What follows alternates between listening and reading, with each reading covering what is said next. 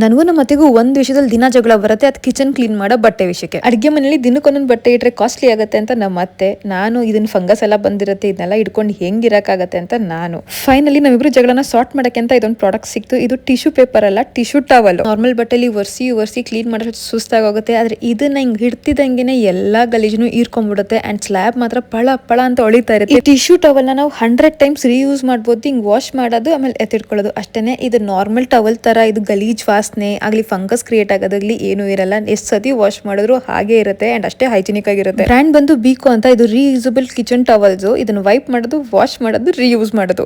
ಒಂದು ಸತಿ ಒಂದ್ ರೋಲ್ ತಗೊಂಡ್ರೆ ಬಜೆಟ್ ಅಲ್ಲೂ ವರ್ಕೌಟ್ ಆಗುತ್ತೆ. ಅಷ್ಟೇ ಅಲ್ಲ, ಇದನ್ನ ಬ್ಯಾಂಬೂ ಅಲ್ಲಿ ಮಾಡಿರೋದು, ಅದಕ್ಕೆ ಇದು ಗಲೀಜೆಲ್ಲ ಚೆನ್ನಾಗಿ ಹೀರ್ಕೊಳ್ಳುತ್ತೆ. ಜೊತೆಗೆ ಜರ್ಮ್ ಫೈಟಿಂಗ್ ಪ್ರಾಪರ್ಟೀಸ್ ಕೂಡ ಇರುತ್ತೆ ಅಂಡ್ ಕೆಟ್ಟು ವಾಸನೆ ಏನ್ ಬರುತ್ತೆ ಕಿಚನ್ ಟವಲ್ ಅಲ್ಲಿ ಅದನ್ನ ಕೂಡ ಪ್ರಿವೆಂಟ್ ಮಾಡುತ್ತೆ. ಇದನ್ನ ಮಲ್ಟಿ ಪ್ಲಾಟ್ಫಾರ್ಮ್ ಮೇಲೂ ನಾವು ಯೂಸ್ ಮಾಡಬಹುದು. ನಿಮ್ಗೆ ಏನಾದ್ರೂ ಈ ಕಿಚನ್ ಟವಲ್ ಲಿಂಕ್ ಬೇಕು ಅಂತ ಹೇಳಿದ್ರೆ ಡೀಪ್ ಕ್ಲೀನ್ ಅಂತ ನಂಗೆ ಕಮೆಂಟ್ ಹಾಕಿ, ನಾನು ನಿಮ್ಗೆ ಲಿಂಕ್ ಕಳ್ಸಿಕೊಡ್ತೀನಿ. ಹಾಗೆ ನನ್ನ ಫಾಲೋ ಮಾಡಿ. Thank you.